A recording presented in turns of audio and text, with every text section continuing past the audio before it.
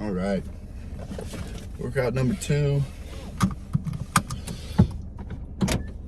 Oh, it's hot today. It's a warm day.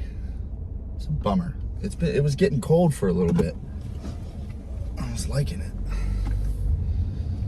It's definitely getting warmer. I'm sure it's a brief phase. It'll probably get colder again in a couple weeks or something. I don't know. Feel pretty good going into this. Probably gonna have to stretch out a good amount though. Definitely a little bit tight in my low back area.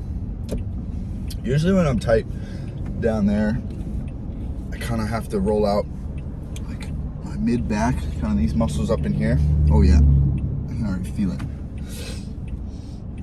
Like, and then kind of my glutes and hips. And once you kind of roll those out, that tightness in your back kind of goes away. Like it'll release a little bit. Like a lot of people have back issues, like low back issues, and they'll just focus on like that area, the low back.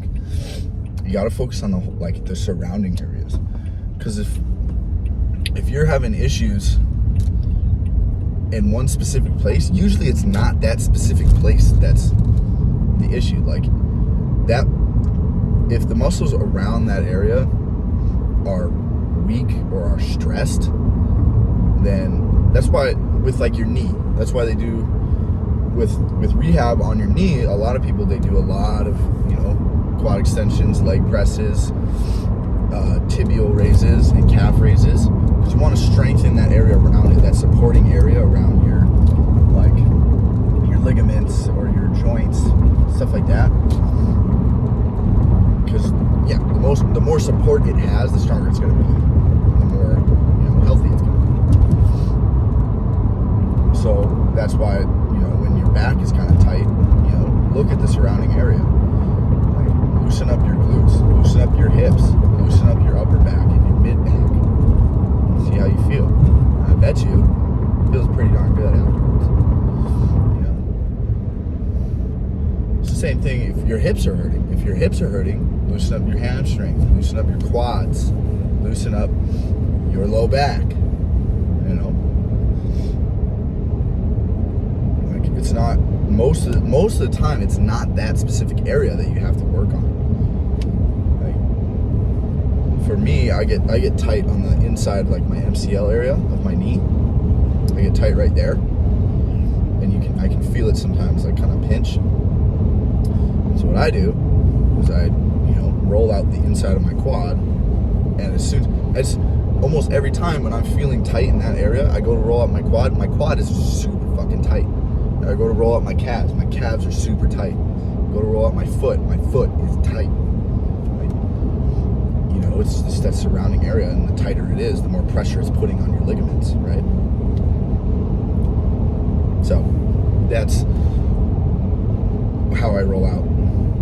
It's not, rolling out is simple. The other thing about rolling out, a lot of people don't like to do it nowadays because there were studies that came out that says it doesn't really work. Like you just get tight again, which is true.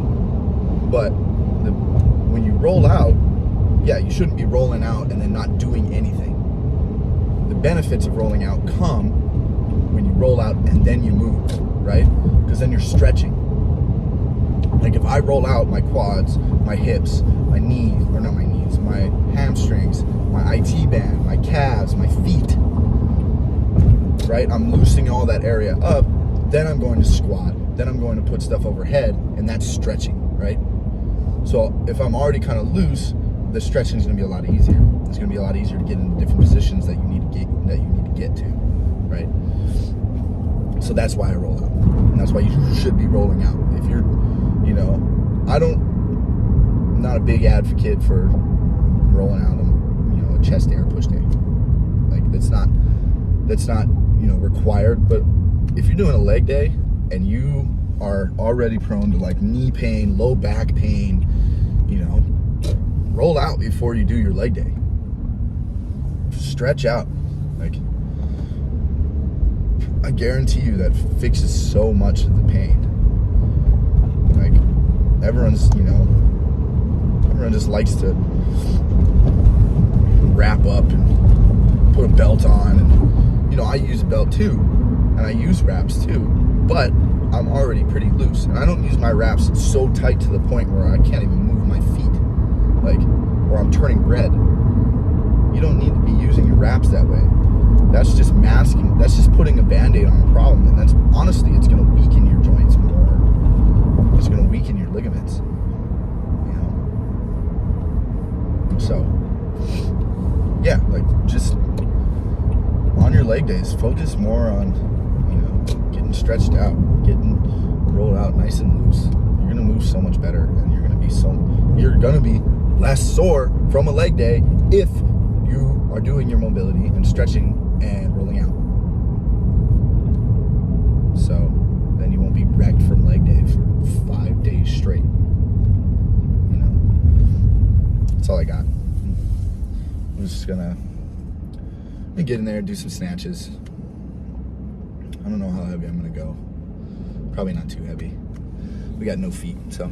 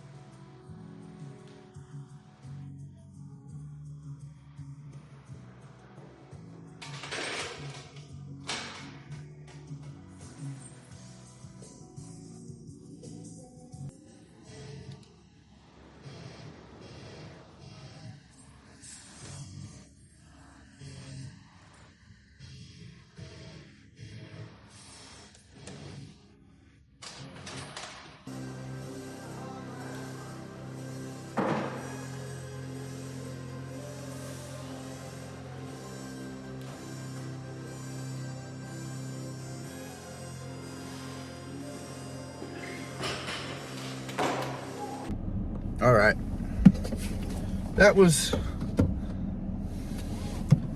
not great. I don't think I gave myself enough rest this week, or I didn't give myself any rest this weekend. I just kind of, usually Sundays I take off completely, and I didn't. I went and did abs on Sunday and did an hour and a half of cardio, which I shouldn't have done. Should have just taken that rest day, because I just felt kind of weak and tight, and I just couldn't hit my positions very well. So, it's okay, but definitely today was not a very good day. I didn't video any of the snatches because they were all bad. I didn't go heavier than 50 kilos on the snatches. It was 110 pounds. It's all right. I just gotta. The squat's been good. I will say that. The squat's been pretty good. I worked up to 396, 180, which is good. That's good.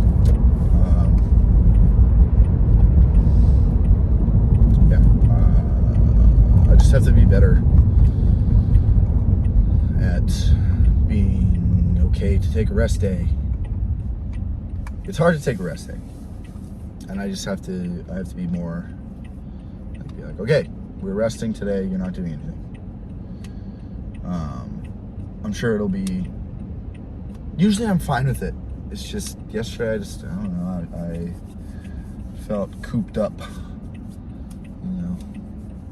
Usually when I feel like that, I just go train. So, got to be better at not doing that. So, other than that, yeah, good vibes in there. Everyone was happy, good mood. I was in pretty good mood. definitely ready for, some mobility stuff. And yeah, my hips are tight. Again, like it's just all I didn't recover well. I didn't recover right. I didn't take the right steps to make sure I was recovered for today, and that's what showed. And it's a good thing. It's a good thing that I know, right? It's a good thing that I'm not. It wasn't like I went into today feeling really good about it, and so sometimes when that happens, you're just like, I don't know what went wrong here, but I know exactly what I went wrong, and I'm able to address it and be like, okay, this is what I did wrong, and this is why it felt this way, right? Being able to identify that is a good trait to develop. Being able to identify what went wrong that led to this bad training session, so you can fix it. And I know exactly what went wrong. I did not take yesterday to recover properly, and so today I felt weak and I felt tired, and I didn't feel as loose and as strong as I usually do. So tomorrow I got mobility and I got a pull day. I don't know what I'll do first. Like usually I'll go in and I stretch out, and then I go to the gym after that. I go and do my bodybuilding stuff after that. But usually when that happens, I don't leave the other gym until pretty late. And when I get home and it's like 7 o'clock already, it's kind of hard for me to cook. Like I don't really want to cook when it's that late. So I don't know, we'll see. I could just like go home after the mobility session, cook, eat food, then go to the gym, then come back and eat like a protein bar and have a protein shake. I could do that. We'll see. Other than that, I don't really have much to say here. Do your recovery. That's about it. I would give, all in all today, 70 out of 100. Solid day. All right.